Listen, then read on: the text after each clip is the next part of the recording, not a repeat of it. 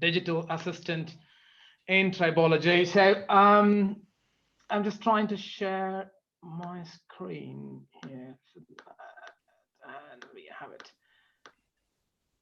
Okay, can you see the screen, gents? Is it topic is metal forming? For me, what it means is adding more value in less metal, you know, and why it's very important to create lightweight and high strength structures along with the components which will have higher stiffness. When it comes to transportation, these structures which are lightweight and components with higher stiffness help to improve safety as well as reduce the carbon emission. They both, you know, the metal forming contribution to lightweight structures and high stiff components helps to secure or participate in a greener economy because of carbon emission, control of the carbon emission. And another important point is, a very well-known belief is that 25% of the metal produced don't end up as a product. That means a lot of metal gets wasted. Even in automotive sector, the yield rate is approximately 50 to 60%. So if we can recycle those metals, then we are contributing to the circular economy as well. So metal forming is a key enabler of a greener economy and circular economy. In this process, lubrication is a hurdle. You know, a bad lubrication would affect the tolerance of the finished parts, and if it has poor finishing, then it has to end up in waste. So to overcome those waste and then improving the process efficiency, lubrication would play an important role. To discuss this, we have today from the university, Lulea University of Technology, where they create value. That's what I consider universities as, you know, the value creators. You know, we have Professor Jens Hardell. He has more than 10 years of experience in metal forming. And then the Lulea University itself has a rich history of hot stamping, because in 1970s, they are the ones who introduced this technique to the automotive structure. So it's a pleasure to have him, with his experience on this platform. He will describe more about Lulea Technical University and his work in metal forming. So the title of his talk is Lubrication in Demanding Metal Forming Applications. And we have other speaker coming from a totally different perspective to it, industry perspective, is Dr. Yogendra Joshi, who has more than 5 years of experience in metal forming, and he's in a spin-off from the university company called Impression Technologies Limited UK, and the title of his talk is Tribology in Hot Forming of Aluminum Alloys. And I guess he will be more talking about how to capture that value. So the university, the system in the university, how it helps to create value will be discussed from Jens Hardell, and then how the industry, like a spin-off of like Impression Technologies, would be able to capture that value and take the products to the market. I'm looking forward to more listening to these talks. So I will hand over the platform to Jens to take the discussion for the first 30 minutes on lubrication and demanding metal forming applications. Jens, the floor is all yours. Thank you so much, Deepak. And if you stop sharing, I will start sharing. Yeah, you can go ahead, Jens. Yeah. Can you share it? Let's see. Yeah, you can. So can you see the presentation now? Not yet. No.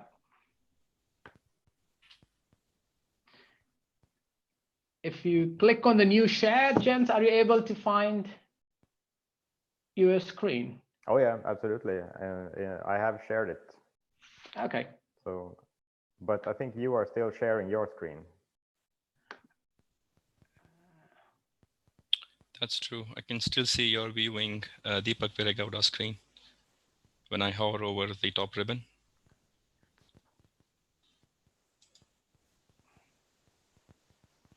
Oh.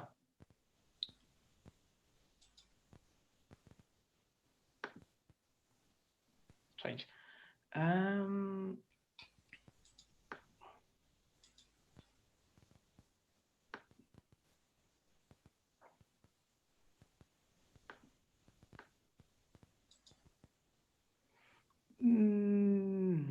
Strange because give me a second.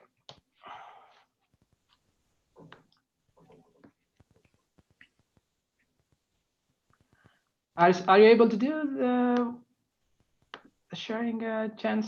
No. No, I'm still viewing your screen. So if you click stop sharing, I think then I can start. Now I should be able to start sharing. Let's see.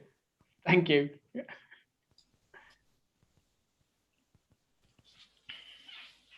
There, you should see something now. Perfect. Yes. Very good. All right. So once again, thank you so much, Deepak, for inviting me to give this talk. As you already said, my name is Jens Hardell. I'm an associate professor and head of division at the Division of Machine Elements at Lulea University of Technology in Sweden. And I will be discussing lubrication in metal forming, and I gave it a little bit of a twist to more demanding metal forming application. I'll talk a little bit in what I mean by demanding. So brief outline, just some few words about metal forming tribology in the beginning. Then I will try to focus the talk on material transfer and the problems associated with that, and moving on to how to control or prevent material transfer or galling through lubrication strategies to surface roughness strategies or surface coating strategies. At the end, I'll just make some concluding remarks and a few notes on what I see as future research needs. First of all, a few words about our university. So Luleå University of Technology is a technical university in the northern part of Sweden. It's located about 1,000 kilometers north of Stockholm, so up here, close to the Arctic Circle. And we are a university not so old, about 50 years old. It was established in 1971. We are a quite research biased university. As you see here, this is our turnover in Swedish crowns. This is about 160 million euros. And this is the division between research and education out of this turnover. So we are slightly more research biased. The size of the university is about 15,000 students and around 1,700 staff, including all the researchers and PhD students. We are, as I said, a technical university, so we are by far the largest bias towards engineering and natural science research. But of course, we also have a philosophical faculty where we have health science, humanities, social sciences, education, so on. Our group, then the one that I belong to, is called the Division of Machine Elements. Our chair professor is Professor Roland Larsson, and the group size is about 35 people, about 16 senior researchers, including all the professors and associate professors and other researchers, and close to 20 PhD students at this present moment. We cover almost everything in tribology, you can say. Everything from tribal condition monitoring control. We have a strong track record in modeling and simulation of tribological systems. We work with biotribology. Lubrication and lubricants is one of our core areas of research, which we have been working on ever since the division was founded in 1973. We have a lot of research work where we relate tribology to vehicles and machine components. And we also have a substantial research in tribal materials. That includes polymer composite materials, self-lubricating materials, and various engineering metals such as steels and aluminium and so on. So we have a very wide range of activities, and we are a relatively large tribology research group in Europe, I would say.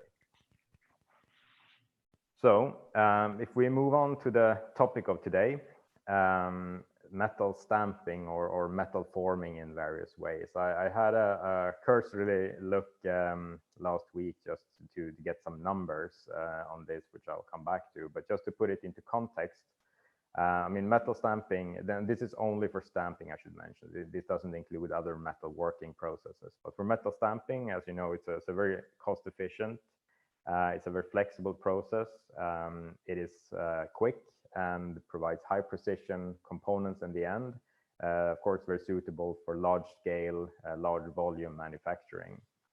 And some numbers indicating that the global stamping market predicted to grow to a value of about $150 billion by 2021. These numbers are from 2019, a prediction made in 2019. The annual growth rate is about 5% per year, and 40% of this entire growth is connected in or sort of located in the APAC region. So this is a business that is expanding quite a lot. It is has a high turnover, high value in terms of the products and the infrastructure, hardware, and processes that are used. And it's a high-tech business with a lot of engineering knowledge and a lot of R&D activities connected to it. So it is an important field, and this also is kind of the driving factor, the motivation for all the research efforts that is put into this area. I'll give a few examples of processes that I'll be discussing later on in the presentation. So one of the main processes that we are working with is hot sheet metal forming. This is a process primarily designed for automotive components, where you desire low weight, low cost, and high performance of your product. So as an example, all the red parts, the A pillar, B pillar, side intrusion beams, bumper systems, and so on in this car are produced from hot formed high strength steels. The process for producing high strength steel components is press hardening. It is a hot stamping process where you austenitize a steel sheet in a furnace, quickly transfer it into a set of dies, and form it when it's hot, and you quench the material to transform the microstructure from austenite to martensite, and obtaining a high strength component at the end with good mechanical properties. You can have very complex shape and very good tolerances also. I think Yogendra will talk more about the HFQ process later on, so I'll leave that for him, which is it's very similar to this. Another demanding process that we have been working with is called cold pilgering. This is not a hot forming process, this is a cold forming process, as the name suggests, and it is a rolling process, but a little special version of that. So basically you have a incoming tube workpiece here. You have an internal tool inside the tube, which has a tapered or conical shape at one end, and then you have a pair of rolls, an upper and a lower roll here. And by the rolls are reciprocating back and forth, and the tube is fed in the axial direction and rotated at the same time, so you get an even reduction. So you see here that you get a outer and inner diameter reduction and a wall thickness reduction, resulting, of course, in a longer tube. And what you produce is typically high strength and high precision seamless tubes with this process. It is quite a demanding process because of the high reduction rates. It generates a lot of heat, a high degree of plastic deformation, exposure of fresh surfaces to the interacting tooling, the inner mandrel and the outer rolls. Therefore, you also have internal and external lubrication. So you feed in the lubricant from the center as well as from the outside. So I'll be discussing this process a little bit later also, some work we have done related to that. If we move to metal forming tribology and the influencing parameters, at least my view on this, you can divide this into 4 categories. So you have the workpiece, the tooling, you have the lubricant, and you have the process. All of these 4 sort of segments or areas, they will affect the friction and wear response of your metal forming process. In particular, for the workpiece, you have 3 main parts that are influential in terms of the friction and wear. It's the microstructure of the material, whether that is changing during the process, which it is in many cases, or if it is of a very difficult type, let's say a very high strength type. The surface coating, of course, and the surface properties of the workpiece, as well as the mechanical properties, which of course links back to the microstructure. Regarding tooling, the surface engineering is a critical factor. This is a PVD coated tool, but of course you can have nitriding treatments and various other type of surface modifications. The topography, of course, another important aspect, as well as the heat treatment, resulting in your final mechanical properties of the tooling. The lubricant, typically 4 parameters are decisive. It's the type of lubricant, of course, that you use, whether it's a petroleum-based or an oil-based lubricant for cold forming processes, or if you use some more exotic type of lubricant for hot forming processes. The amount, the way you apply it, and the way it distributes in your tooling is, of course, critical for the resulting friction and wear. And then you have the process, where there are many factors that will affect the response of the system, but 3 of the main ones are the velocity, so how fast you're sort of deforming or forming your workpiece, the forces that you apply, and the temperature, either that is generated inside during the deformation, or that you have sort of externally added through a furnace or something else. So all of this kind of paints a pretty complex picture when it comes to understanding the metal forming tribology. And when it comes to, I put hot here in brackets, but I mean, this applies to general forming processes, but maybe it's especially for hot forming in our case. The kind of 6 areas that we try to address are friction control, where you want not too high friction, so you have too little deformation, or too low friction, giving you problems of too much deformation, or too not really sufficient sort of flow of the material in the dies, for example. You want the optimum friction. Galling minimization, you want to minimize material transfer. Same thing with surface quality of the component. You want to improve that as much as possible. Extended tool life of expensive tooling, lubrication aspects, and something we have recently started with is the tribological process monitoring. So measuring parameters outside of the tribological interface to interpret what is going on inside the interface. So what can happen then? What is the actual problem, and what are we talking about when we talk about problems or challenges in metal forming tribology?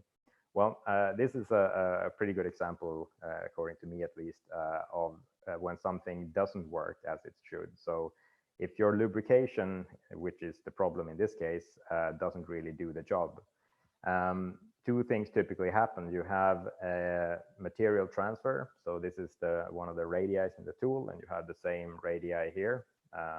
and obviously you see that material has stuck to the surface, which is undesirable. This will create high local contact pressure, scratching of the subsequent formed part, and so on. But of course, you will also have problems on your component that you're forming. You will have surface damage. You may also have problems of inaccurate shapes, thinning, cracking, or other undesirable problems that may occur. So lubrication and the sort of correct friction performance during the forming operation is of course paramount to make this work and to get the desired sort of robustness and economics out of your process. Maybe a little bit repetitive, but there are two main sort of players when we are talking about forming processes. You have your workpiece here, and you have your tooling. Now, these will both play an important role in deciding the end result for your process. The mechanical properties of your workpiece is of course essential to understand. Just to give you kind of an extreme example here, this is for an aluminium forming operation. And if you do hot forming of aluminium, which I guess we'll hear more about in a while, but the mechanical properties changes significantly with temperature. As you can see here, this is for a 6060 alloy going from room temperature up to 500 degrees. And you can see a very, very sharp transition here around 200 to 300 degrees. Same thing with what we call metallurgical compatibility. So how much the elements in the workpiece material likes the elements in the tooling material. This is a good chart to take a look at when you want to just have an overview about the metallurgical compatibility. So if you see things like same metal, extensive solid solubility, or limited solid solubility, that would mean a poor tribological performance because of high risk of adhesion. And if you look at aluminium, for example, here, you can see that it's all green throughout here, irrespective of what other elements or metals you put on the other side. And if you look at iron, for instance, you can see that it has extensive solid solubility. So it really creates problems when it comes to adhesion. Surface oxide layers, naturally something that you need to address. And in general, if you're dealing with what we sometimes call a bad tribological material like aluminium, titanium would categorize into the same family of materials. You need to take some special actions to make this work. On the other side, the tooling, you need to look at steel composition. You can optimize that to get certain oxide layers or mechanical properties. You can also look at roughness, of course, and you can also tune, sort of functionalize the surface roughness in different areas depending on what you desire in terms of properties. And surface coating and treatment if you need to change the chemistry of your surface to prevent adhesive tendencies or improve abrasion resistance, for example. I already touched upon this material transfer problem, but in my opinion, I think this is a really critical aspect of when you form demanding materials like aluminium, high strength aluminium, when you're forming stainless steels, titanium, even high strength coated high strength steels and so on. The workpiece material tends to stick to the tooling at some point. And I look at this as a cyclic process where you start with your forming process, material transfer occurs. It would look something like this, for example. You get the transfer lumps here, which will create problems of high friction. Eventually, it will impair the surface quality of your component with scratches and dents and so on. And you have to stop your process at some point. You need to take out the tool. You need to clean the tool, refurbish it, make it sort of reset the surface to its close to original state, and then you can put it back in and you can start the process again. This is, of course, undesirable, especially this part on the left-hand side where you need to stop the process, take out the tools, and that, of course, reduces your productivity, you lose money, and you need to invest money in the actual cleaning and refurbishing. So if this can be prevented or minimized, that will benefit the entire process and also everything sort of downstream in the process chain from this forming process. In our group, we have studied the galling during hot forming of aluminium silicon coated high strength steels quite extensively. This is just to give you an example of what a tool looks like, where you have the material transfer in certain locations. You can see that it's typically radiused over the tool, but even flatter surfaces, these dark gray patches, also is thinner material transfer layers. This is what it looks like if you stick this into a scanning electron microscope. And this is taken from a tribological test that we have done, where we designed the test to try to simulate this wear mechanism. And we managed to get quite close to the actual mechanism, where we have the same kind of compacted structure of small grains and debris, and we have relatively flat and smooth load-bearing surface on top. So that brings me to the TRIBOTESTING versus reality aspect. So depending on what process you are dealing with, and even in the same process, so this is just a deep drawing, a sort of schematic deep drawing operation, but depending on where in the die you're actually looking, there are different tribological tests that would be suitable to simulate the performance that you're dealing with. So a strip drawing test would be something that you can use for these kind of contacts, the radii, the blank holder, top flat surface here. Whereas if you go for more plastic deformation of your sheet or your workpiece, then you would need to have some kind of wedge testing perhaps, or even a draw bead test, as this one suggests over here. And this is something I just want to point out, that when you're trying to evaluate lubricants, coatings, roughnesses, and so on for a process, be very careful in the selection of the test method to ensure that the results you are obtaining at the end of the test are actually meaningful when it comes to improving your process. Regarding what we can do about these problems, and if I will address the problem of material transfer from 3 different perspectives. So I see 3 solutions. These are surface coatings or treatments, as you can see here. It's surface topography, so improving or optimizing the way the surface looks, and also the lubrication aspect.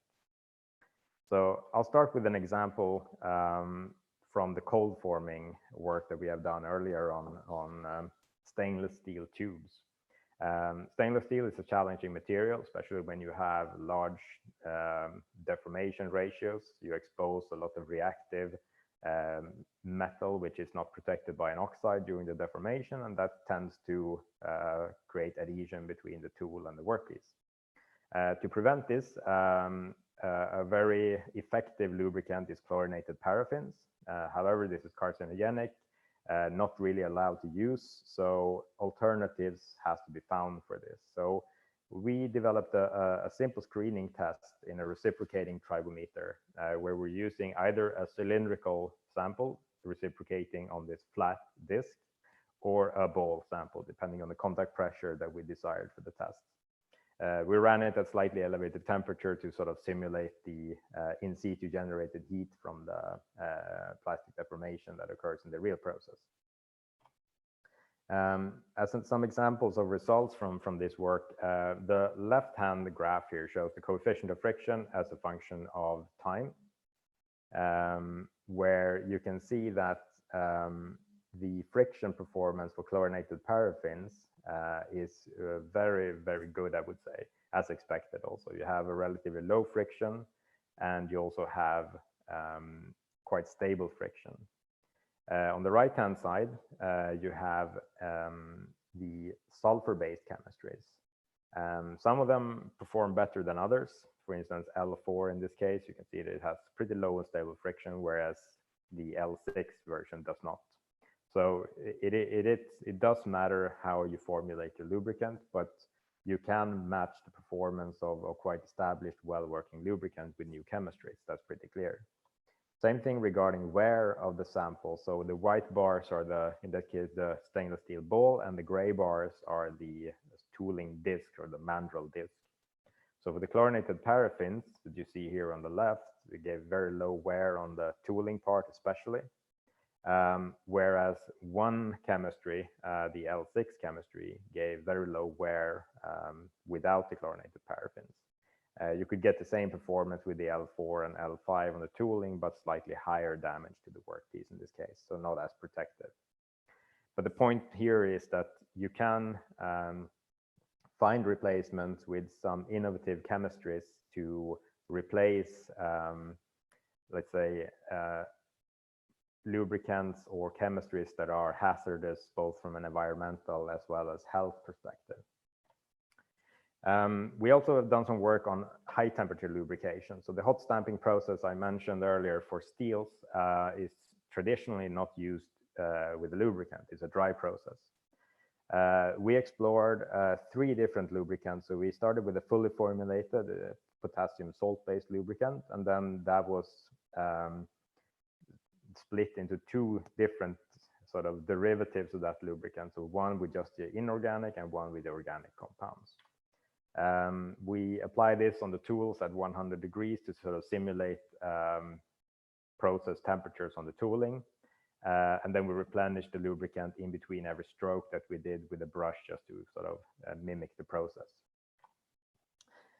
We did a test in our hot strip drawing tribometer, where we have a hot strip, a set pair of tooling. I'll show you a schematic soon. You can see the test conditions here. So the temperature of the workpiece was 700 degrees at the test, and the initial temperature of the tooling was room temperature.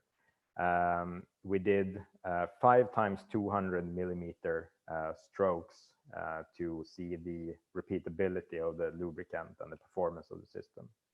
The samples were aluminum silicon coated boron steel as the strip and hot forming tool steel as the pin.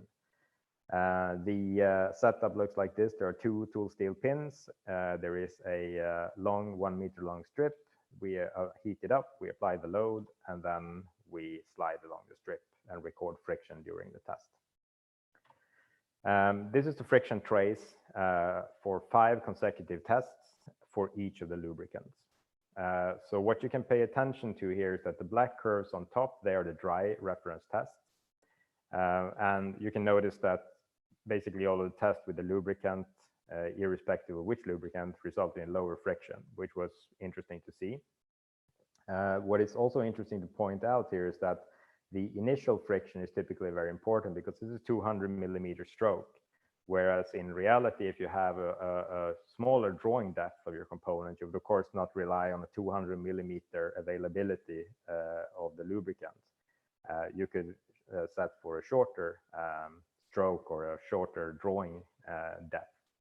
So initial low friction and stable friction is of course interesting for the process itself. And the best performance is of course seen at the very initial and breakaway friction.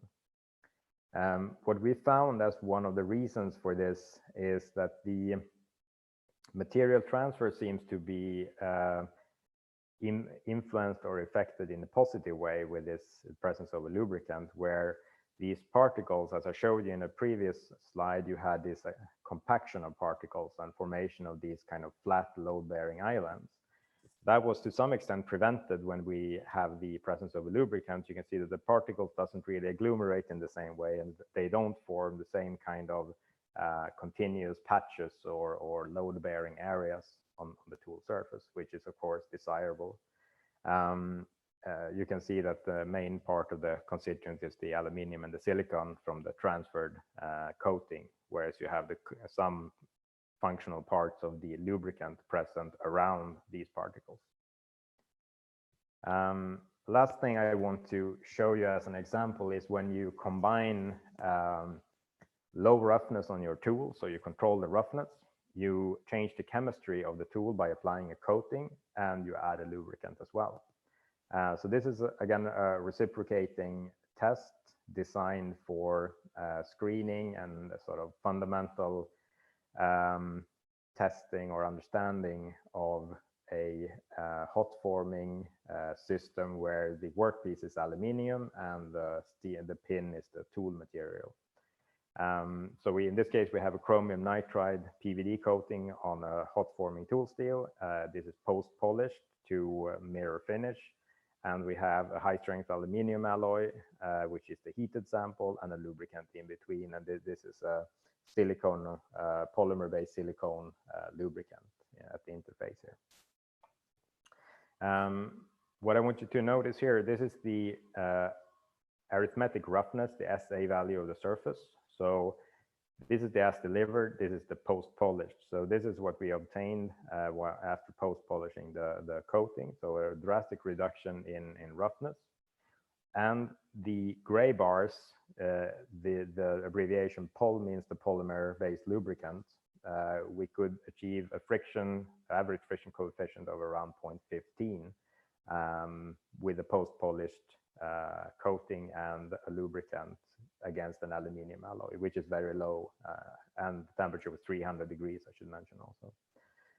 So looking at the surfaces afterwards, we could actually not see much traces of any transferred aluminium. There was very limited material transfer.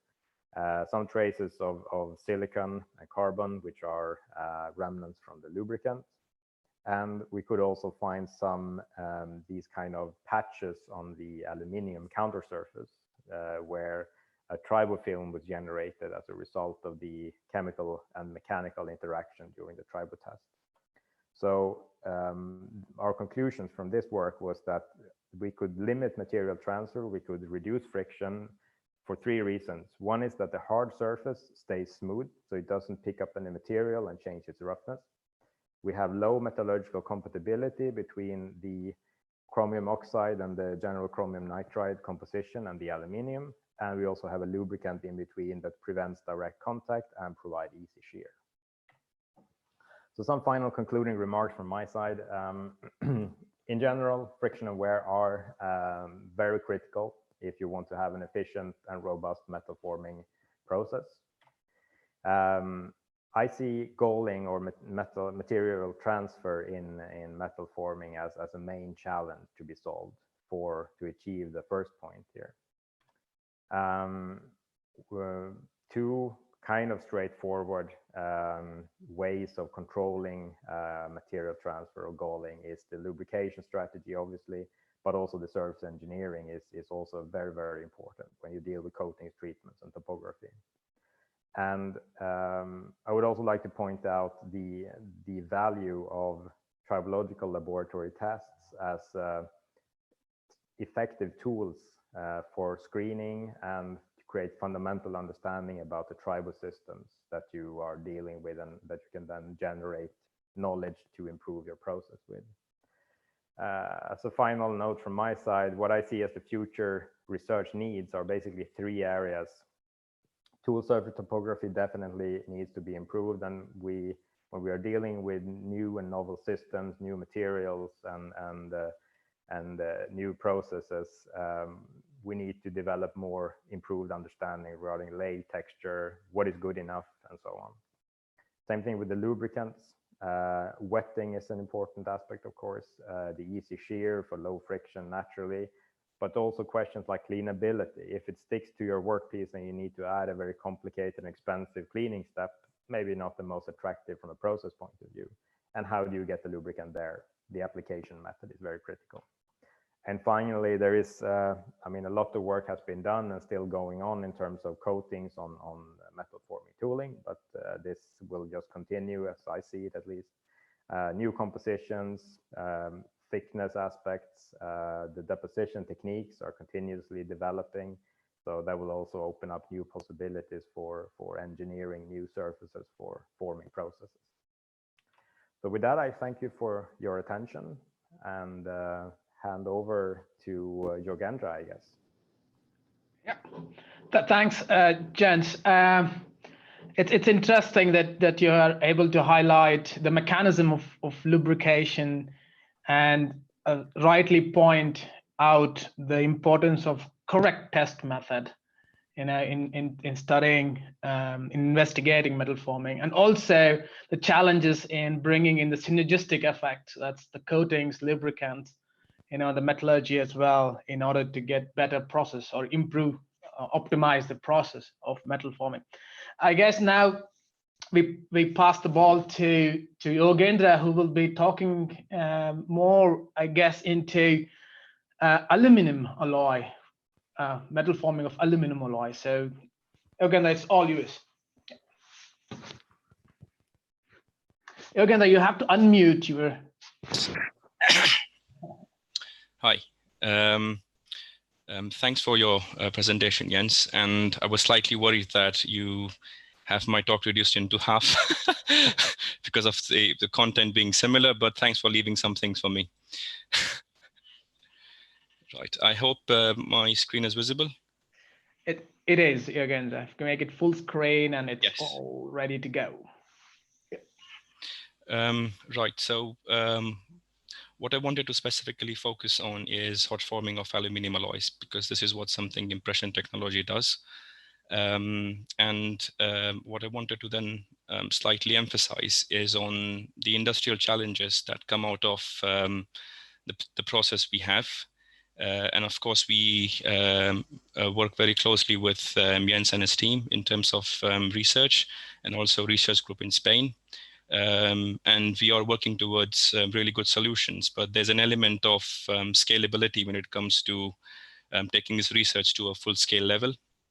And what I wanted to focus on is what challenges do we face, and just give a glimpse of the solutions we are trying to find towards those challenges. What I wanted to mention at the beginning is we are, as Deepak mentioned, we are still a relatively new company. So most of the projects we are very safeguarded by confidentiality agreements. So at places I have to reconstruct the results. And at places I have to take help from the research from the academia to sort of make the point, but not reveal the actual test results and the test partners. So apologies before I begin.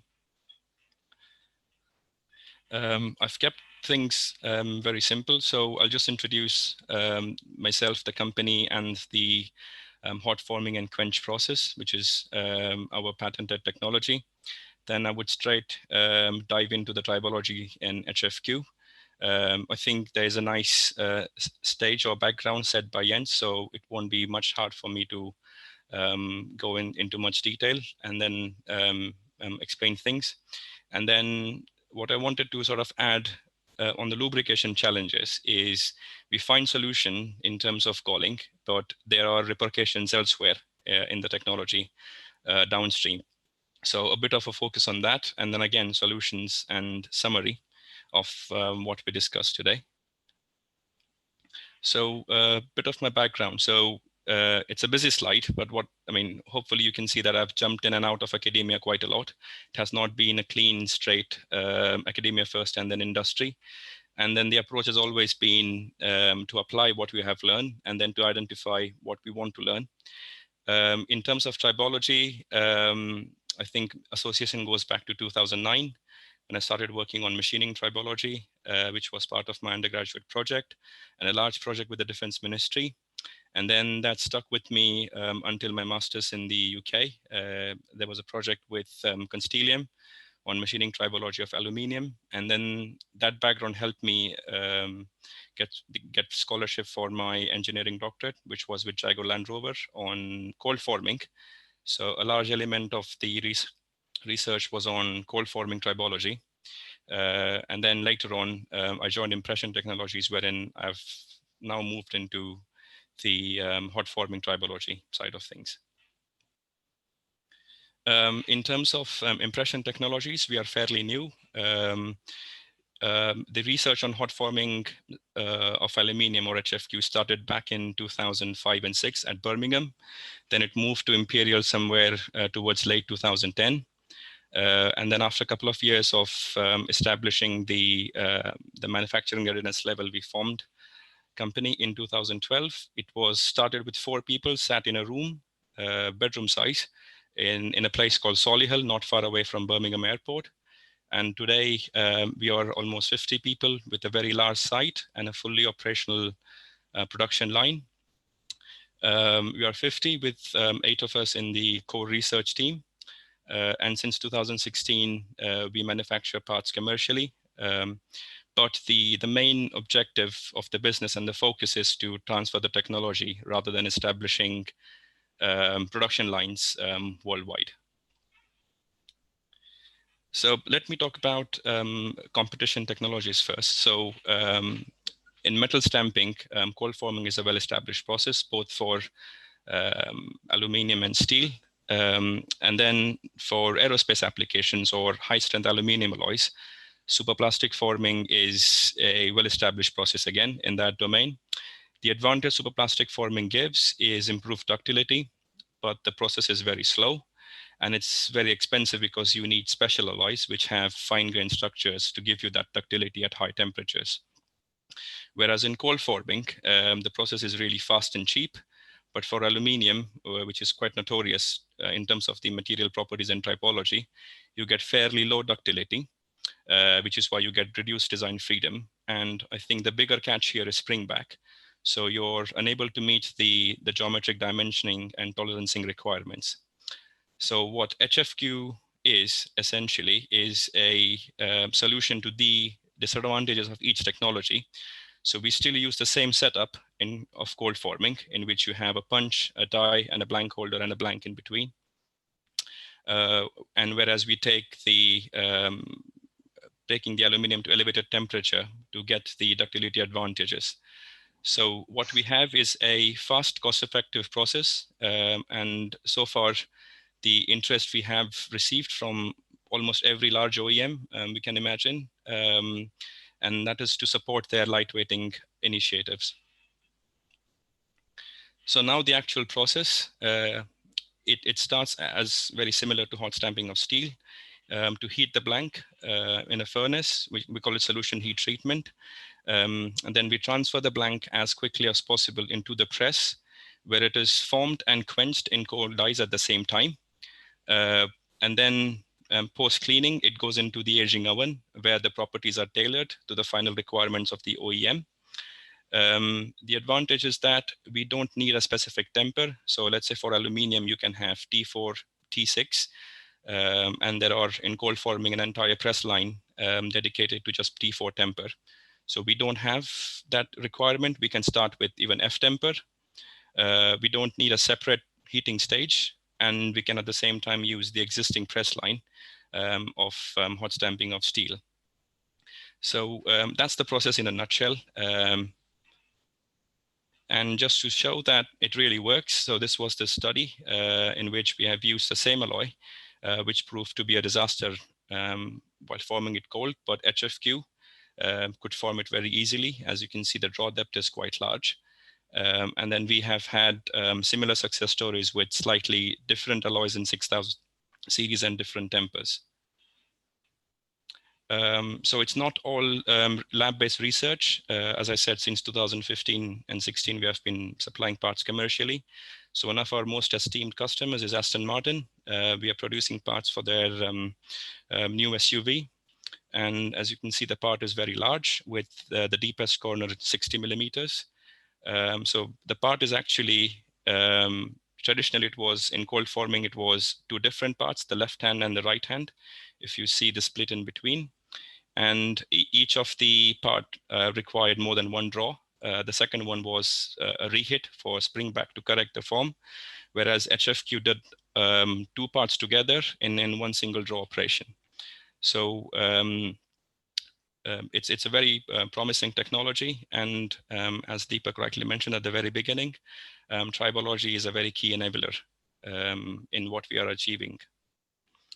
So let's go into the tribology side of things. So I want to start with the tribo system. Again, it's a busy slide, but let's start with the center, in which a tribo system, as we all know, is a combination of tool materials, blank material, and lubricant.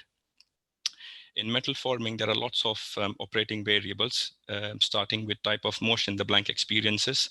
I think Jens touched on that in the slide he showed. There are different contacts and different motion a blank is subjected to. Then another important criteria here is relative velocity. So it's not necessarily the speed at which a part is pressed, but the relative velocity between the upper tool and the lubricant and the hot blank, which can be more or less than the press speed. And then the important bit here is the temperature, both of the die and the blank, because it keeps changing. So the blank loses heat, whereas die gains heat. And then that has an effect on the lube viscosity if it's a semi-dry lubricant or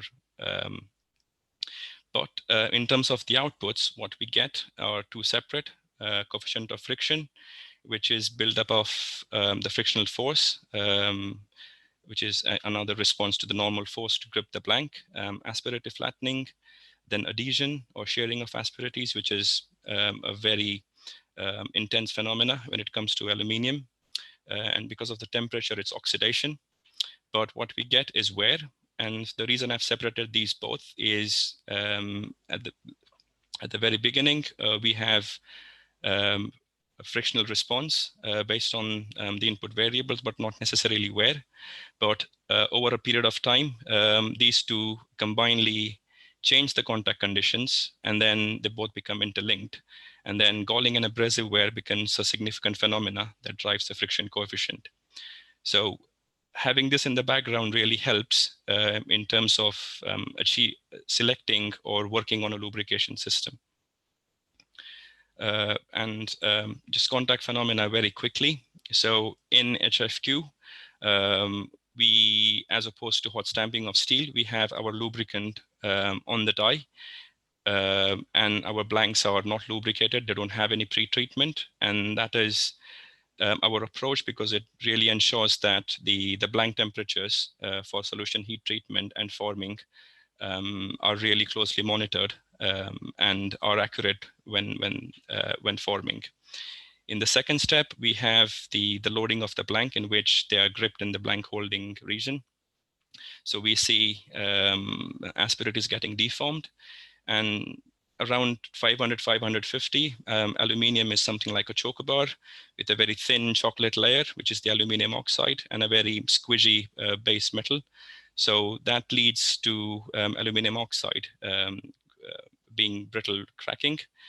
And the third process is that under the compressive load, now the blank is moving horizontally. And what happens here is a combination of a lot of phenomena which happen more or less at the same time, in which the cracked aluminium layer then exposes the base alloy, and then that further accelerates galling. Then the aluminium oxide particles, if you remember, are used in metallographic polishing, which is an abrasive slurry, then sort of works towards the abrasive wear of the tool. And that further roughens the tool. And then in the subsequent passes, the rough tool then is responsible for more aluminium oxide layers being sort of fracturing, and then more galling happening. So this is slightly more academic in terms of what I wanted to say, but it really sets sort of a scene for in terms of the challenges we are facing to sort of find a lubrication system that minimizes galling, as Jens mentioned. So in terms of the challenges, let's start with selecting lubricant, because that's the biggest challenge we face. And of the entire long list of selecting criteria we need to have, there are 4 important ones that I want to touch upon now. Firstly is the frictional behavior. So contrary to the belief that a typical lubricant company is involved probably in, let's say, bearing or engine in research, is we don't want as low as possible. We want some friction, because that helps control the blank flow while forming. But at the same time, we don't really want it very high, as Jens mentioned, because that would mean that the flow is decelerated, and then we can have defects such as splits. The next one is the heat transfer coefficient, because we are quenching to achieve mechanical properties and good draw. So if the lubricant is unable to pass the heat from the blank to the tooling and act as an insulation in between, that creates a lot of issue for us, because the microstructure properties are not achieved. So after frictional response, a good heat transfer coefficient is also necessary. And then thirdly, it's the absorption with both the aluminium and the tool steel surfaces. The poor absorption means that the boundary layers are not really intact. And then that quickly accelerates galling right from the very first draw. So we don't even see 100 parts. It starts with the first part. And the tricky bit here is all these properties then act against the cleanability. Because if you want something that stays and survives and provides separation between metal to metal contact, it's a real challenge in terms of the cleanability. So we at the same time want to make sure that the parts are fully clean, but the challenge that we have is cleanability, which I'll touch upon a bit later. In terms of the aluminum oxide now, this study that I've shown the graphs, the SMA measures on the left, is from quite a nice paper that was developed at Cambridge on cold rolling of aluminum. And what it nicely shows is how the oxide layer at higher temperatures grows. And the higher oxide layers, when they crack, sort of firstly have loose fragments of aluminum oxide, and at the same time exposes or extrudes the base aluminum from the cracks. And what then happens here is that we see galling from the very first hit, which is why it doesn't start from zero. And the abrasive aluminum particles actually start polishing the tool for the very first few hits. And then later on, both galling and tool wear accelerate really quickly. So aluminum oxide, which is a friend of aluminum, which is why it finds many applications elsewhere because of corrosion resistance and being inert to the chemicals, it actually causes a big trouble in terms of lubrication, especially in the HFQ.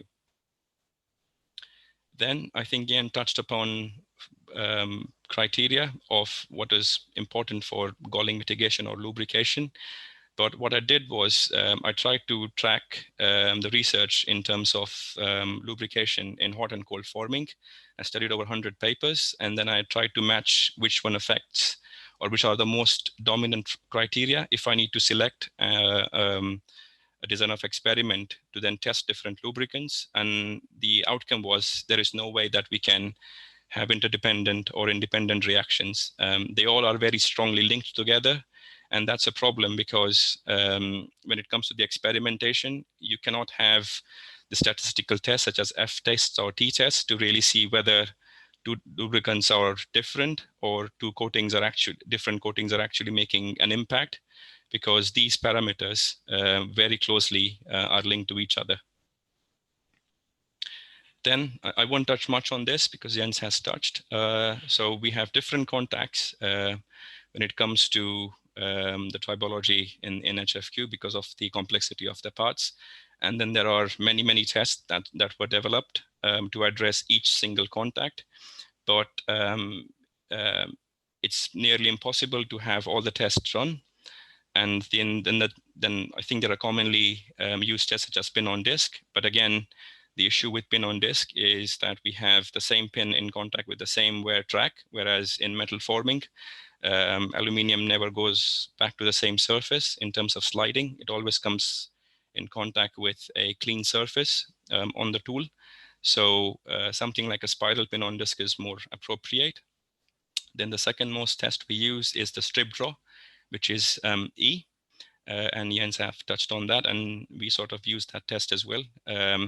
Test F, draw beads, is not something that is used in hot forming of aluminum alloys. So thankfully, there is one less test to worry about. Then in terms of the strip reduction test, it gives the information, but it's really difficult to change the contact pressures because at elevated temperature, the contact pressure we wish to apply are nearly 1/3 or half of the in situ yield strength. So then we have a challenge of selecting the right contact pressures and parameters to really evaluate the tribology criteria. Then the next big challenge we face on the experimentation is actually trying to correlate, because we cannot afford to run that many different tests to select the lubricant, select the coating, and then see which works. As mentioned, that hot forming of aluminum alloys is still less than 10-year-old, as in at least the interest. So I cannot really have something like this to really show, in which there's this really nice paper by Erman Tekhaya, in which they have tried to show that there is not so great correlation when it comes to using these tests and only having one over the other. And the way we understand things is that the nature of contact is very different. So pin on disk, depending on whether it's a flat or a ball, can lead to Hertzian contacts in which the contact pressures are in gigapascals, whereas in hot forming contact pressures, we usually don't go above 20 megapascals. So that is something to bear in mind. And then another important parameter here is the lubricant reservoir. So if you imagine a small tiny pin will have very little lubricant on it, because we have lubricant on die approach, and then assuming that pin is a tool steel and the disc is of aluminium. And then the same principle applies for strip draw. So if we have insufficient lubricant, then we don't really see a great sliding distance. And hence, we have to then rely on single test, single outcome, which eventually becomes very expensive in terms of time and costs. So although this research talks about the boron steel and let's say D2 and H13 tool steels, in terms of the test that we did, at least pin on disk and strip draw, our understanding is that we see something similar, if not accurate. Then another thing I wanted to touch upon is the Strybeck curve.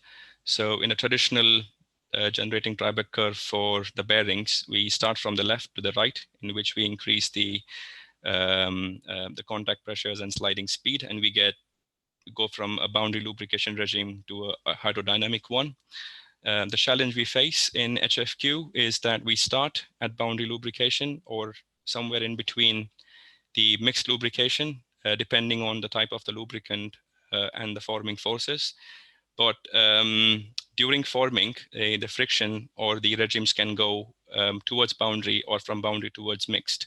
So we get a very, let's say, unpredicted frictional response that really makes lives more difficult for us in terms of selecting the tribology test and in terms of scalability. So from pin on disk and from strip draw, if we want to apply this to a real life part for a commercial partner, then that scalability becomes a very big challenge. Then the bit I wanted to touch upon is, as Jens rightly mentioned, that galling is a key issue and abrasive wear following that. And there are lots of research happening in terms of multi-layer coatings. But what I wanted to sort of touch upon is when it comes to large parts that when we work, the dies need to be spotted really well, which means they should match the blank on either side really well. And as and when we have the production run, the dies start deflecting elastically because we are forming and bringing them down at very high speeds. So just to give an example, a 3.5 ton die, which is on the top, when it comes down to form, it experiences something like 0.8 G or exerts 0.8 G of force, so which leads to some elastic deformation. And then after the production run, there are certain areas on the die which experiences more wear and needs to be worked upon. And which means that we have to, in the tool room, work on the die. So imagine having a multi-layer coating and then having to grind it off because there's a high spot. Then this is something not feasible because in order to coat that area, we have to strip down the entire coating and then apply a new one, which is time consuming.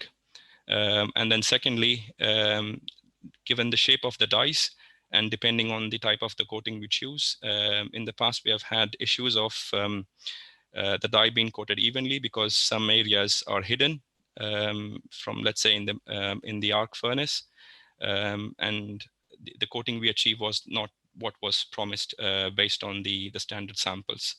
So in terms of die maintenance, having a multi-layer coating, we have to really apply the technology with a pinch of salt.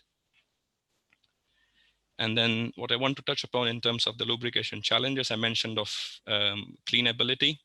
So on the left, we have a formed part. As you can see that the water-based lubricant we had charred because the blank experiences temperature, at least while forming, in the upwards of 400 or 300. So all the compounds sort of are evaporated. And when we go through the wash system, the charring is removed, but then we are left with a lubricant residue which is naked to the visible eye. And when we then bake for artificial aging, then sort of these previously transparent lubricant residue start showing up. And then when it goes to the anodizing, they then become like a mask for anodizing, because anodizing is built up of that same oxide layer from couple of microns to, let's say, 10, 15 microns. But the interesting thing to note is that in the chart below, anodizing process typically has 3 chemical cleaning processes. One is alkaline, which works against aluminium. And then there is an etch, and there is a nitric acid dip. So in spite of the,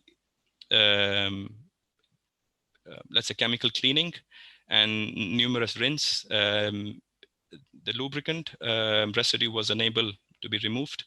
And then this, even though the part met all the geometric tolerancing and thinning requirements of the OEM, we faced rejection because the lubricant couldn't be cleaned properly.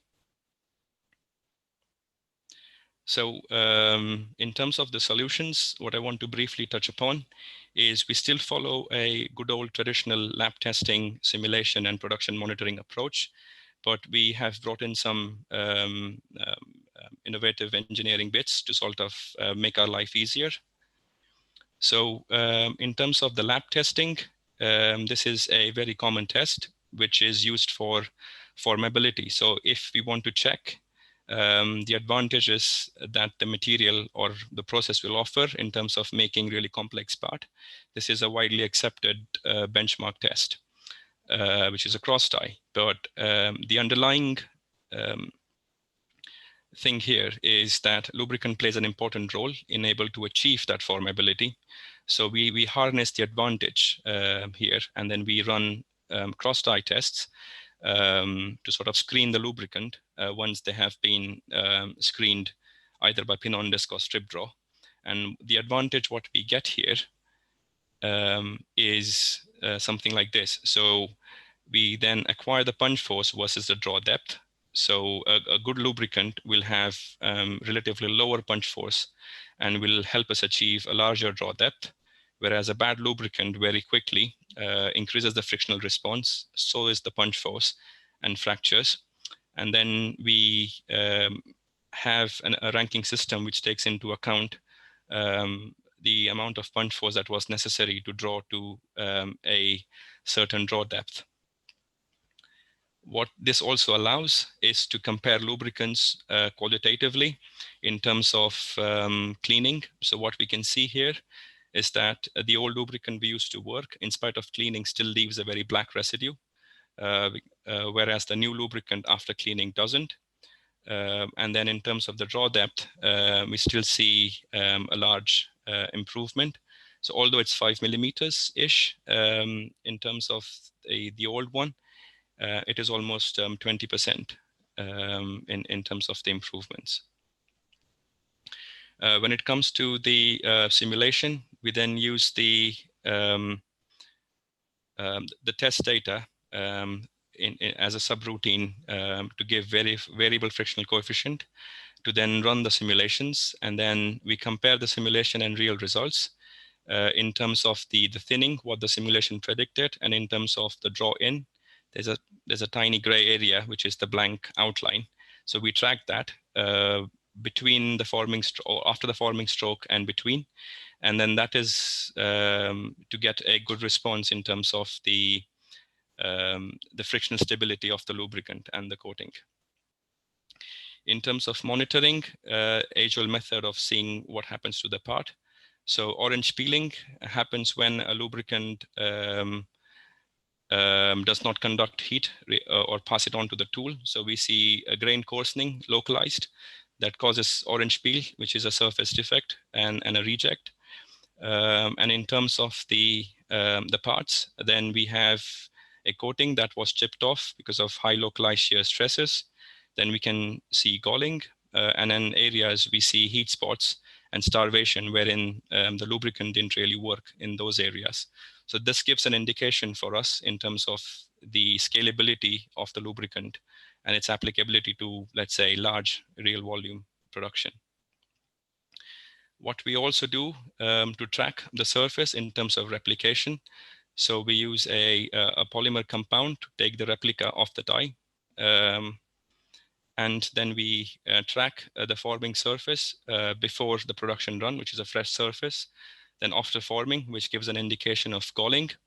And then we clean the tooling to see whether the tool surface has worn abrasively or it is still intact with a slight change.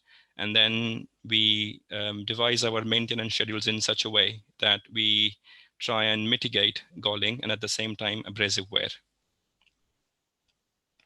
And all of that is then transferred into a graph that I spoke previously. And then replication is something that we use a lot in understanding, let's say, the effect of lubricant or coatings on real parts. So finally, the summary is that ours is a patented process which has seen a real big pull from all the major OEMs. Lubrication is still a key enabler in harnessing its advantages. Then aluminum alloy in itself poses a significant challenge in terms of tribological characterization and lubrication system development. And the main challenge is around the aluminum oxide layer and galling, which is a sort of a resultant phenomena. In terms of scalability, this is where a lot of research or opportunity needs to happen. So all the lab-based pin-on-disc and strip draw and then coming up with new coatings and lubricants is welcome because that gives us a starting point, but somewhere scalability needs to also be looked into or considered in play. And then what we are working, it's promising because we are finding solutions to the problems, but a more holistic academic research will offer more advantages. Thank you. Thank you very much, Yogendra. It was very interesting, and especially the point that how the expertise in lubrication science plays an important role in the final stages when you take the product to the market. You know, one of the things that I learned is, of course, oils have to act like lubricants as well as coolant. This is the top priority. You know, but an interesting element you brought up is cleanability. You know, that's something new that I learned. You know, so the formulation of lubricants, it should cover another element called cleanability. You know, it's easy to be removed. You know, that's an important thing to take care. Well, thanks to both of you. So we have a few questions here. So let me start with. Okay, I have to share screen. Right. The question I have is from Dr. Mukesh Dubey from Indian Oil Corporation Limited. The question is related to how change in metallurgy will impact lubricants requirement in hot forming. Right. So, and especially when you have to switch between steel to aluminum in forming. So, gents, can you take this question as well? And after that, if it could be followed by again. Sure. Well, I mean, first of all, I don't think switching between the workpiece materials would be a major thing, since the design of the production lines are quite different. So you wouldn't really have one line and you would produce the same materials in the same line. Regarding the kind of, what should I say, the chemistry is required for the different metallurgies. It all depends on what you're trying to prevent, really. And if it's galling, we're talking about, you need very often you need a reaction layer of some sort. Either you need something which kind of mechanically blocks the contact between the tool and the workpiece, or you need something that reacts on either of the surfaces and prevents the adhesion. So you can have something very reactive, like I was talking about the chlorinated paraffin for cold forming. They generate, or they result in an iron chloride salt on the surface that sort of prevents the transfer or the galling problem. But you can also have other chemistries that will do the same thing. But you can obviously also have something which mechanically blocks the contact, like a solid lubricant. Graphite would be the most common example, where you basically hinder the direct contact by adding some particles between the surfaces, and that would introduce easy shear, and it would also prevent contact. So it's a very generic answer, perhaps, to a very generic question, but I would say you have to tailor your chemistry depending on the material you're forming, so the metallurgy you are dealing with. Right, right. Yogendra, do you have any comments on this? Well, nothing more to add apart from Jens, but in terms of aluminium, the challenge is we have that we work primarily with 3 grades, 2000 series, 6000 series, and 7000. And the alloying elements give a different corrosion response to the alloy. And then this is very critical because some of the lubricants we might select for 6000 might inhibit corrosion while working with 7000. So series, so that is another area in which, as Jens mentioned, even within aluminium alloys, we cannot have sort of one lubricant approach, apart from something which is, let's say, like graphite, which is sort of inert to corrosion in that level. And when it comes to 2000 series, which is predominantly an aerospace alloy, we have versions in which the alloy is clad with pure aluminium or and above the base alloy. So that changes the corrosion response and the metallurgy while working in hot forming, which means that we will have probably an alloy, or sorry, a lubricant for 6 and 7000, and possibly another lubricant for 2000. Okay, interesting, very interesting. Then I have a few more questions. Before I jump into that, I would like to get your the kind of, okay, it's kind of a personal question. So what is your motivation? What was your motivation to pursue tribology? So what inspired, what motivated you guys to pursue tribology? You have done PhD where tribology has played an important role. Then you have applied tribology to make things better in the society. That's the society, I mean to say the greener economy, where you're playing a role. So what was your motivation? Jens? Yeah, I can start. I mean, my first sort of exposure, or when I came in contact with tribology, was in my undergraduate education program. I took a course in tribology and found it very, very interesting. It was probably the most interesting course that I took during my whole undergraduate program. And what sort of thrilled me was the diversity and the complexity. That it basically, you could find it anywhere. It doesn't really matter what you're interested in. As long as it's moving, you will have tribology there in one way or another. So whether it's your hobbies or your sort of professional interest, tribology will be a part of it in some way. And that's kind of what intrigued me from the beginning. And then I basically just decided to dig deeper. I wanted to learn more. I wanted to gain more knowledge. I also wanted to develop knowledge. That's something I realized after a while, after my master thesis project, that this is really interesting, and I want to help developing new knowledge and explore new fields and apply tribology in fields where it hasn't been applied thoroughly yet. So that kind of my background, my motivation to tribology. Nice, interesting. Yogendra, so what motivated you? You've like, I think 5 years ago, you finished your PhD and then you jump into a spin-off in Imperial College London. So, and you're at the intersection of I think what happens in university and in the industry. So I always say university's major share is in creating value, and industry's major share is capturing that value. So you are at that intersection. So how did everything motivated you and using tribology there? For me, tribology came to me as an off chance by accident. I didn't go out looking for working with tribology.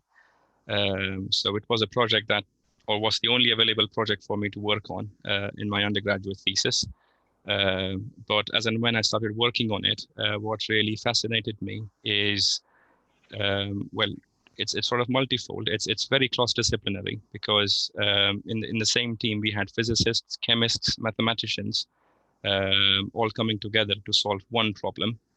And at the same time, there was an equal importance given to the engineering approach in terms of implementing what the research into sort of a real life situation. And then what transpired from that is a cross-transferable skill. So to give an example, at Impression Technologies, I participate in tooling strategies a lot for aerospace. So how should the tooling strategy from automotive be transferred to, let's say, aerospace? And this is where my learnings from being associated with tribology, from the cross-discipline approach, sort of helped me towards sort of coming up with some complete solutions. And what I like about tribology is that although there are experts in, let's say, physics and chemistry, tribologists are all practitioners like the doctors, because you cannot have, you cannot know it all. So there's always an element of unknown because certain situations are different. You change the alloy, you have to find new things. So there's never a dull moment in tribology. Let me put it that way. That's true. Unless things are moving, we need tribologists and we need knowledge of tribology to make it more efficient. Yes. So it's nice. So we have a question from Dr. Mahapatra here, and the question is from Indian Oil Corporation Limited, Research and Development. What could be a suitable screening test for simulating hot rolling of steel and aluminum? I guess Jens and Yogendra both extensively highlighted the different test methods that one has to be careful about in measuring friction and wear relevant to metal forming. So you described pin on disk and you explained hot strip tribometer. We had a privilege, Ducom, to work with Lulea in development of the tribometer for metal forming. So what is the right tool for hot rolling and hot stamping when you have to extract the friction and wear mechanisms? And does it have some correlation with the field test data? Yeah. I think regarding hot rolling, it is a bit more challenging than the stamping or forging or similar processes. And what makes it challenging is that it usually involves very high relative velocities, usually very high temperatures in the excess of 1,000 degrees Celsius. And you have the same situation as in all metal forming processes where you have a continuously fresh or new workpiece surface in contact with the same rolls or dies. So, I mean, scaling it down to a lab scale test is difficult. I would probably go for something like a twin disc setup or a twin roller setup, where one would be the rolled material and the other would be the workpiece material. Of course, you have to make some compromises. You can't have a huge long strip being fed back and forth. That makes it very complicated if you want to go for a low cost kind of screening test. But if you can heat one roller, you can have the other relatively cooler, you can have a lubricant application system, and you also need to introduce a slip, because you don't have pure rolling and you don't have pure sliding in rolling operations. You have rolling sliding contacts. You need to be able to run the discs or the rollers at different velocities. But with those kind of fundamental parameters, I guess you would be able to perform some screening and a relative ranking of lubricants, of tool material, surfaces, and so on. That would be my suggestion or proposal for that. Yeah, right. It's also a bit complicated, isn't it? Because at the entry, if you're using twin disc and you bite the metal strip at the entrance, you need to have higher friction, right? And at the exit, you should, when the direction is pulling, you need to have a lower friction. So the lubricant behaviors have to be different in both the cases. Is that does it make it even more complicated when you have to measure friction, especially in the twin disc tribometer? Absolutely, and when I'm thinking of twin disc, I'm thinking of simply the discs, so no additional strip or workpiece in between. Just the two discs, one of the tool material, one from the workpiece material, and the torque transducers on the output shaft of one of them to measure the frictional torque. Of course, you will not have the deformation component. You will not have the roll bite sort of initial friction. If you can assess that through simulations and get the sliding component from the roll bite, sort of the entry point, you could set that slip in the twin disc setup and get a similar relative motion configuration, and thereby you would get a similar friction performance, but not, of course, not exactly as in reality. Right. So I would do that as a relative ranking test, and then I would probably take the top 2-3 candidates of whatever you're evaluating and bring that onto a pilot scale test line, a small hot roll mill, to see how it performs. Right. And gents, when it comes to hot stamping application, so you use this hot strip tribometer, and one of the reasons, I mean, we were involved in this project, one of the reasons to switch from a basic pin on disc to hot strip tribometer was to get that most, let's say, acceptable friction coefficient values that one could use in designing tool dying, right? Yes. So how much of this is true today? Looking back to how, all the research you have run through on the hot strip tribometer, how much of that is true today that you can use that? I would answer that by starting discussing the wear mechanisms, because getting field data or correlating the wear mechanism from a lab test to a field test is easier, because you can actually get the field components, you can analyze them, assess the mechanisms, and you can do your lab tests, and you have a benchmark already. So if you're able to reproduce the mechanisms, well, then you're in a pretty good place to actually make some useful tests and get good data. Friction, on the other hand, is more tricky, because assessing friction, the real friction coefficient in a forming operation is very difficult. Usually it's taken from simulations. So you tune your friction parameter until you have the let's say the correct shape of your component, and thereby you say that, okay, this is the friction we need in order to form this component with this tool. Then basically, of course, you can run your test, you can get the value which would be similar to what you have seen in the simulations, and say that this, okay, we're able to get the friction value. Then you can screen your different parameters and see how friction is affected by various parameters.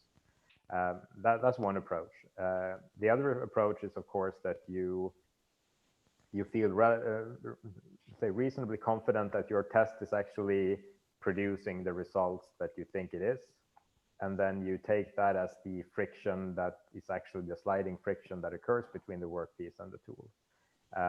And then you try to implement, you vary a large number of parameters, so you have basically a friction model that comes out at the other end, and then you can implement that model, and then you modify your simulations and your sort of pre-process settings to suit that friction model.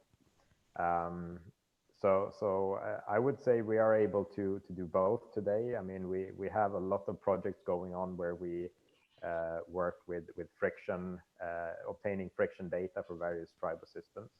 If we benchmark our friction data to what other similar equipment around the world is able to produce, we are in the same range. We get often the same behavior. So that makes me confident that what we produce is as accurate as it can be.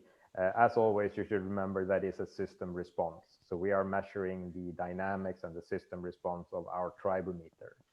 And that is, of course, not exactly the same as the system response of a large scale press and die setup. But under the, I mean, with the sort of limitations and simplifications you have to do when doing a lab scale test, I think we are in a good place to produce valuable data for both research as well as industry. Nice, nice. Meanwhile, those who are viewing on YouTube, if you have questions, please post them on the comments category and towards your right. I have a question from Dr. Berman. What are the coating systems that work for hot forming of steel and aluminum? Yogendra, do you want to start with your idea on this? Yes, so I can tell you what didn't work, if that helps. That's a good start too, yeah. Yes. So I think we have seen that DLC doesn't work because of thermal degradation at 300 degrees Celsius or so. And then the other multi-layer coatings, which usually have high residual stresses because of the multi-layer approach on different tool steels, such as titanium, aluminium nitride, and alike. They haven't worked. So I think the starting point for us was always something like hot forging. So what that was the starting point for the coatings we started, but we quickly realized that these coatings are not really surviving. Wouldn't say one forming stroke, but in terms of a large production run, this is where we saw that they didn't quite survive. So what we sort of recommend internally is we try and use plasma nitriding as much as we can, or pulse plasma deposition, something that creates a 0.15 to 0.2 millimeters of surface case. And nitrides we have found that are less chemically affine in terms of the nitrocarbides on the surface. Of course, the surface roughness is important.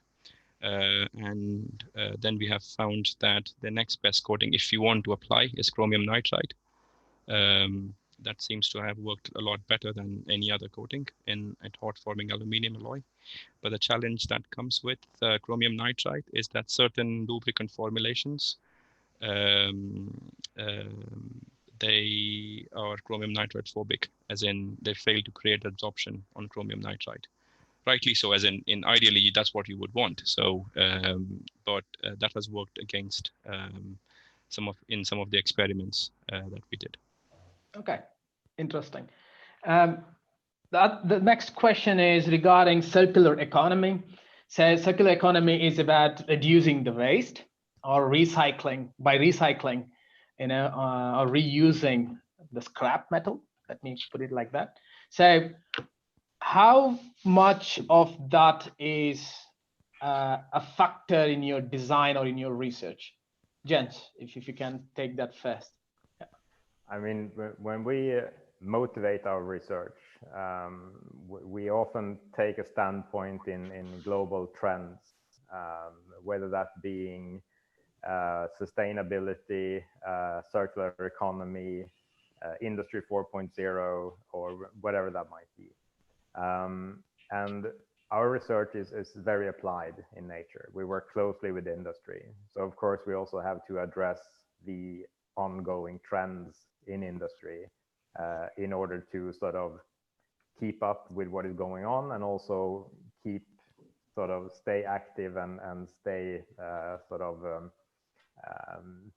be interesting as partners for the industry. So in terms of circular economy, it is something we are working, I would say not directly with, but indirectly, in the sense that we are addressing questions of increasing durability, minimizing scrap, and also lately starting to address questions related to recyclability and how that can sort of be implemented in new components and how that would affect the tribological performance of components.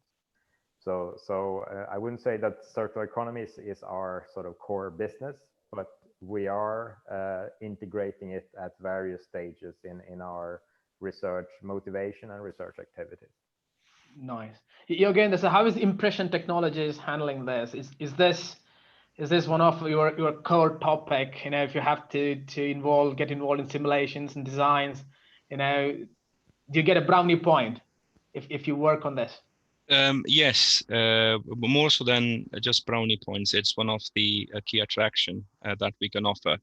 Because like I explained at the very beginning, when it comes to accepting a blank material, we don't need it at any certain temper, right? And because we are working at elevated temperatures or at solution heat treatment temperatures, wherein the allowing elements or soluble, we can tolerate more impurities in terms of before starting forming at least. So that way, our process is in itself quite capable of working with recycled components or at least recycled alloys. We are in a couple of grant-funded programs that we are trying to win, is to then prove that in terms of what we can achieve by using recycled aluminum alloys. Nice, nice. So my next question is, how can metal forming help in the transformation to electric vehicles? So recently I read an article where BMW i3, where the structure is made of largely carbon based. So they're switching to for the i5, you know, they won't switch to high strength steel. The reason is you know, when metal forming is not an important driver for carbon emission, right? So because metal forming means lightweight, high strength, you know, reducing the vehicle weight, at the same time improving its strength.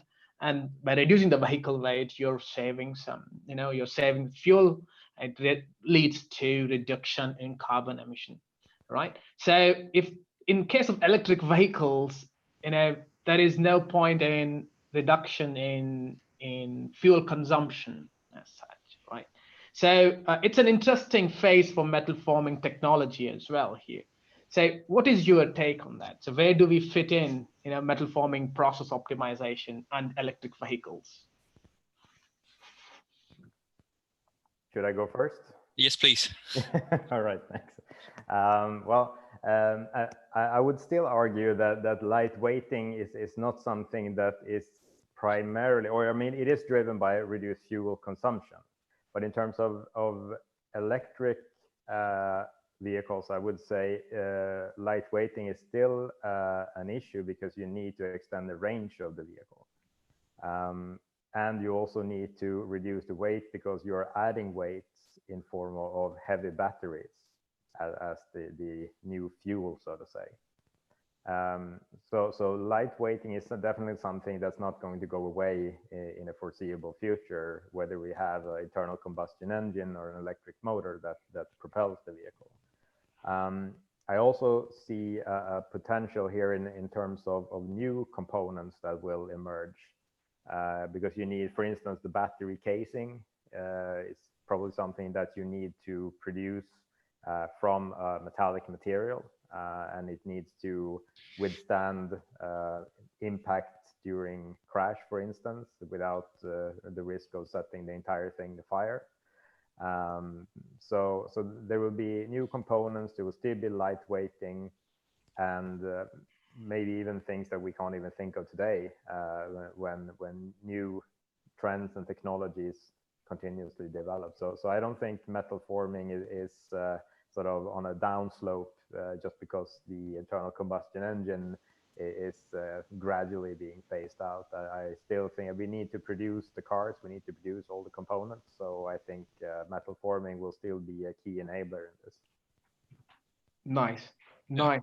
What I wanted to just add is that because being associated with automotive industry in the UK for many years now,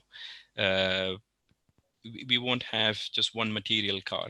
It would be a multi-material. It will be a mixture of hot stamped steel, hot stamped aluminium, carbon fiber composites, and probably some high pressure die casting, let's say magnesium or something. So there's always room for metal forming in that respect. And as cars are getting lighter, and at the same time, the technology in terms of metal forming and simulation and tribology simulation is growing as well. So some parts that we couldn't form before because we couldn't simulate and create tooling strategies are now much easier. Just to give an example, that some of the components we are looking in aerospace, one of the reason was it was heavily dominated by superplastic forming, let's say. But now we are able to show that even the cold forming setup using HFQ and let's say the latest material models and friction cards can form the same component in a traditional HFQ way. So there's another pull in terms of forming complex shapes. And more the batteries are trying to be embedded into the body in white structure. So there will be more complex parts that will be required to produce. So which is again coming back to metal forming because of crash strength or crash worthiness, as Jens mentioned. And as rightly mentioned, in batteries, you would always want something that is able to withstand. So moving from typical 5000 series, let's say, which is a common alloy used for body in white, it's now probably looking at 6000 or even 7000 series, which was not well researched in terms of metal stamping, which is now sort of a upcoming field or upcoming research topic. Nice, interesting, very interesting. Now moving a little bit away from metal forming in a very general question. So in my last session, I had a question about can tribologists win a Nobel Prize, and majority of them agreed that to the fact that yes, one day we will, because we are playing an important role in reducing carbon emission, reducing the waste. In that way, we are looking at a kind of potential for Nobel Prize. So the question I have here is, if you guys think in that line as well, how can a tribologist win Nobel Prize? Jens first again, please. Jens is really close to this. I think it's 150 kilometers from the Arctic Circle, Jens. So I think the climate change and things resonate more over there than going down south. And I think the work in the area of reducing carbon and making it more greener, is that something to look at? Maybe, yeah. Maybe I would think of it maybe from a slightly different perspective. I'm thinking that tribology is continuously gaining more and more interest. I mean, if you go back some 40, 50, 60, 70 years back, I mean, not very many people, I mean, hardly anyone even called themselves a tribologist at that time. Where today we are educating brilliant young engineers every year that comes out as tribologists. At the same time, also people from other disciplines, from physics, from material chemistry, from chemistry, and all various branches of science are also venturing into tribology in one way or another. And I think maybe that will be the sort of the key factor to get a Nobel Prize for a tribologist, that some brilliant mind from some discipline will come up with some really clever solution to a problem within the field of tribology, and that will be seen as a Nobel Prize worthy invention or new knowledge, much like the LED, for instance, or something like that. Yeah. Yogendra, do you have I mean, he's a definite optimist. So Yogendra, what is your take on this? So do you have a recipe here somewhere that people can can say, okay, I follow this, I have some certain template to go ahead and get. No, I think I mean, in terms of tribology and Nobel Prize is pretty much awards in pure sciences. So it's an unfair situation for a tribologist, which probably bring in all those sciences together and then make something useful out of it. So recognition in that respect is necessary. But I would have a slightly rebellious idea here, something like a Fields Medal, in which we don't really aim at the Nobel Prize, but we have something parallel in the world of tribology, in which we tribologists consider the research or work which is Nobel Prize worthy, and then we award it within the community. So not really forcing the change, but rather than doing our bit and let the Nobel Prize community realize this, and then get more recognition. And then, I mean, a funny twist on that is very few Nobel Prize winners actually did the work themselves. They built on work that was done previously by somebody, and then they were recognized for building on that. So in that respect, I think Nobel Prize would always remain unfair for tribologists. So having something like a Fields Medal equivalent would be a good idea. Right. Excellent. I think thanks for the perspectives that you guys have shared on lubrication challenges in metal forming. Quite a lot of information that has helped us to understand the current status of metal forming. And thanks to Jens, thanks to Yogendra for your time. It's always a pleasure to have discussions with you guys. Now moving over to the next. In 2 weeks from now, I'm sorry. So we have speakers who will be kind of taking this conversation further. That's lubrication challenges in mobility sector. So we have Dr. Ramakumar, who's the Director of Research and Development, Indian Oil Corporation Limited.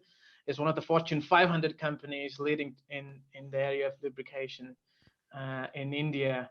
So he will be talking about largely focusing on transportation in India and how there are challenges that has to be met with and using tribology, applying tribology. And we have Dr. Sergio Santos Dominguez from Firsta Bearings. He's the Director of Research and Development over there. So he's going to talk about the challenges that bearings industry faces when you're transforming to electric vehicles. And so it will be quite an interesting discussion on the 14th of July. And if you want to be a part of it, please subscribe to Ducom Tribology on YouTube channel. And then if you click on the notifications, you will get all the updates regarding these sort of discussions in the coming days. With this, I would like to adjourn this meeting. Thanks for everyone for participating in this discussion. And again, my special thanks to Professor Jens Hardell and Dr. Yogendra. Yeah, thank you very much, guys. Thank you. Thank you, Jens. It was a pleasure to share the screen with you and Deepak. Same thing with you. Yeah. Thank you. Yeah, bye. Take care. Bye everyone.